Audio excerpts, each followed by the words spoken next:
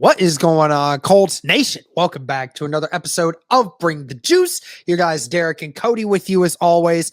Guys, we actually have some more information coming out that's not just reverberating the same thing about the coaching news this whole time. We actually have some interesting developments.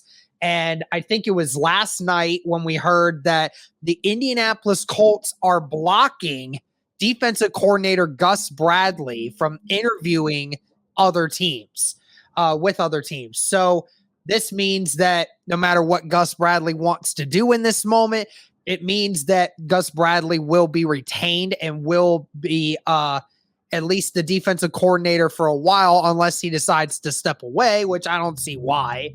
Or if he gets a head coaching opportunity. Or if he gets a head coaching job, which I don't know if that's going to end up being a thing, considering the fact that there are only two teams left that need a head coach, and clearly Gus Bradley hasn't gained any interest so far. We'll keep an update on that. But what was your immediate thoughts, Cody, when you saw that the Colts were going to block Gus Bradley from having interviews with other teams for other positions?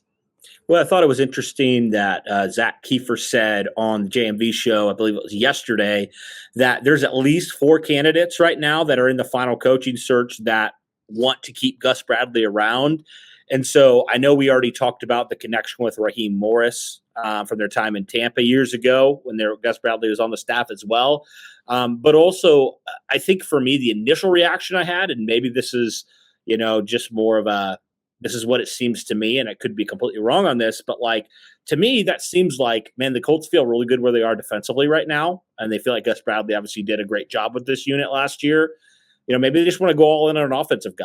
The top 2 guys, I think, are the top 2 offensive guys right now the Colts have had second interviews with, in Shade Steichen, and then obviously in Brian Callahan as well. And so I could see a scenario where either of those guys really that happens, but it would make a lot more sense to me, I guess. And I get there's the connection there with Morris, but man, you got your defense was, really good last year. It was the strength of your team. It's the reason why, heck, you won 4 games last year.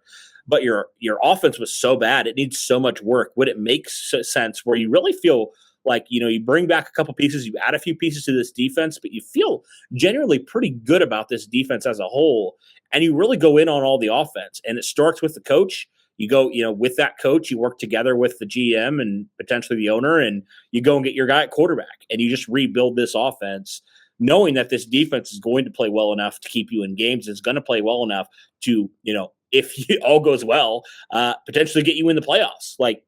That's how good this defense was last year for the Colts. And so I don't know if it's going to happen again, if it's going to repeat, but Gus Bradley did a great job with this unit last year. So really glad to hear that he's most likely going to get retained.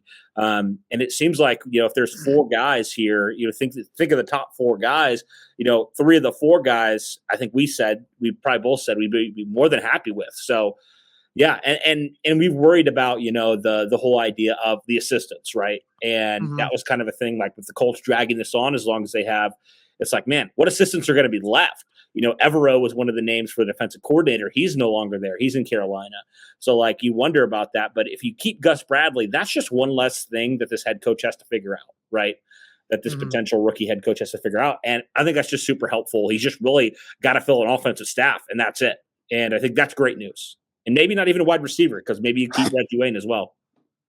Yeah. So in regards to the actual news, I thought it was very interesting. I mean, again, Gus Bradley, for coming into Indianapolis this last year, not having your best defensive player for the entirety of the season, not having the turnover turn out the way you kind of wanted it to. The Colts were near the bottom in creating turnovers this last year. And that also hurts when, the maniac who normally creates about anywhere from 7 to 10 turnovers a season, that also does kind of hurt. So, losing that kind of output, and still from the question marks of early on in the season with some of these new hires that you brought in, with bringing in some of these young secondary guys, and you're trying to mix and match everything, and Zaire Franklin having to take over and be the head guy all of a sudden, things turned out relatively okay for Indianapolis. When it came to the defense, They were a top 10 defense in points per game. They were top 10 in total pass yards per game, right around fringe top 10 in total rushing yards per game. So in all totality, with everything considered, I mean, Gus Bradley did a relatively good job of having this defense perform at a level that I don't think a lot of us thought it would without Shaquille Leonard on the field. But it turned out to be okay. Yeah, I will say this, when we obviously think the Colts are relatively smart in that aspect to keep Bradley, because if you feel that a bunch of these guys that you're wanting to hire that may be your front runners want to keep Gus Bradley around, then it makes it a whole hell of a lot easier for not only those coaches who will try to bring in new staff, but for Chris Ballard to try to help with that process. So it's one less side of the ball that you need to worry about with bringing some stuff in. So it kind of helps with retaining. And then, if they want to go a different direction after this next season, then they will. But, those 4 candidates that we talk about here, Cody, because that's what we heard, right? From Zach Kiefer, and a few other people are picking up on it too, that apparently there are 4 candidates who want to retain him. So who do you believe those 4 people are? We keep talking about, Callahan and Steichen, even though we don't know for a fact that they would be. Given the fact that they are offensive guys, it would make sense that they would want to keep him around. Raheem Morris that you mentioned, again, he was when he was the last head coach of the Tampa Bay Buccaneers back when he coached 10 years ago. Gus Bradley was part of that staff, so there's ties there in that regard. So that might be another one.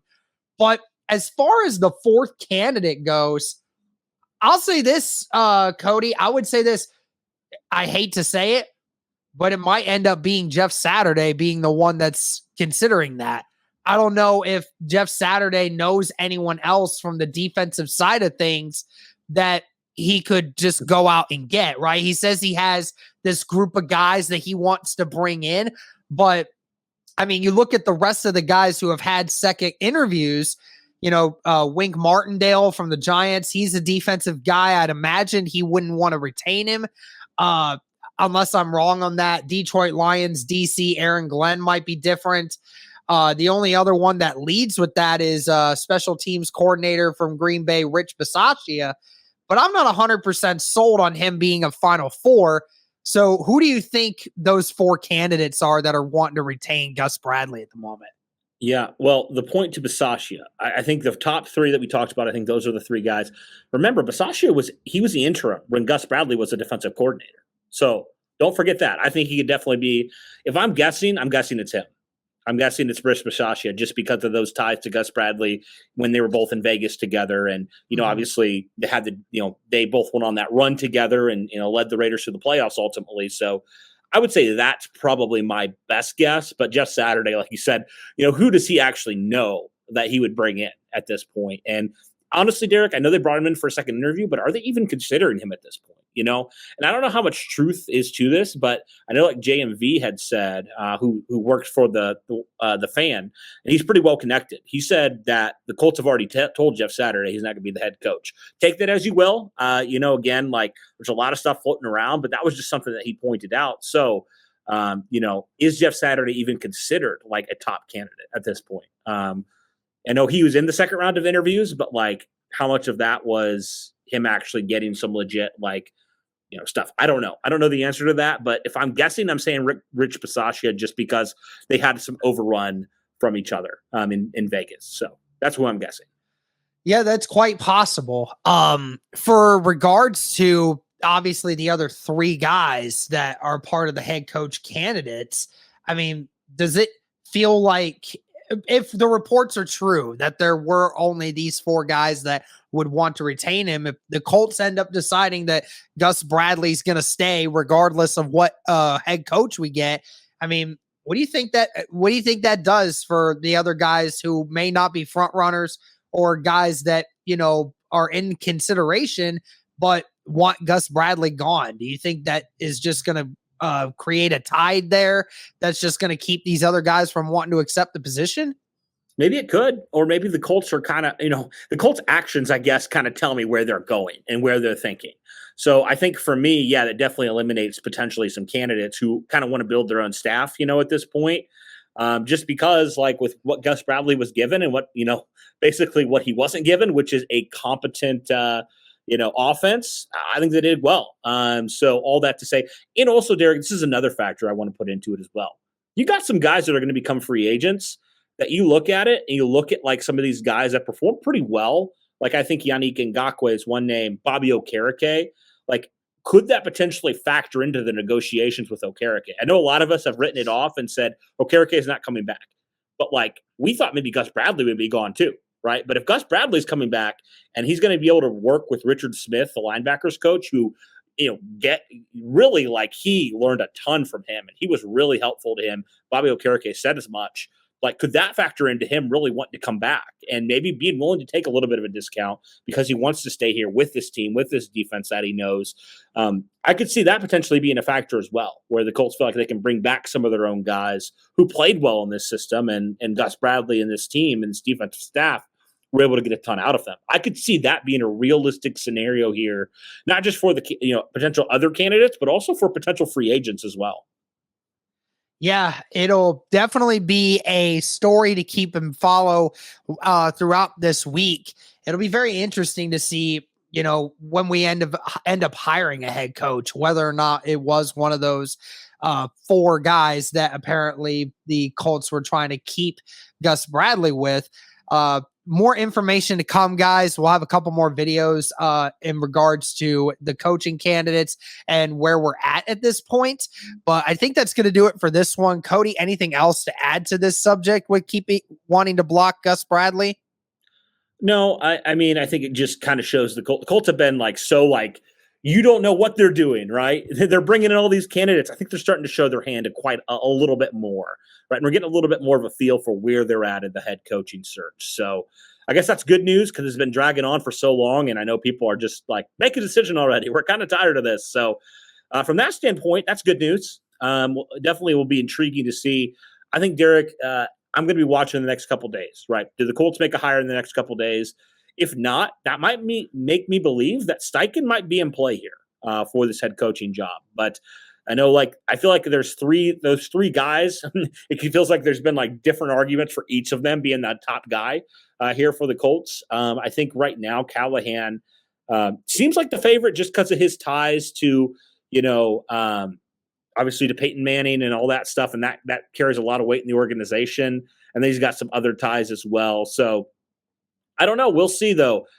It seems like a lot of these candidates, especially the top 3, there's been reports coming out that they went really well and they all knocked him out of the park. So I don't know what's going to happen, man, but I'm ready for an announcement because I'm ready to talk about some other things. I don't know about you. Yeah, it'd be nice to not talk as much about the head coach, or at least talk about the head coach of the Indianapolis Colts in a different light and about what we can expect rather than who we want to be hired. But we'll keep up with it, guys. Thank you so much for tuning in. Let us know your thoughts on Gus Bradley being blocked from interviewing with DC positions for now, with the head coach hiring coming very soon. Let us know your thoughts. Thank you guys so much for tuning in. And as always, go Colts.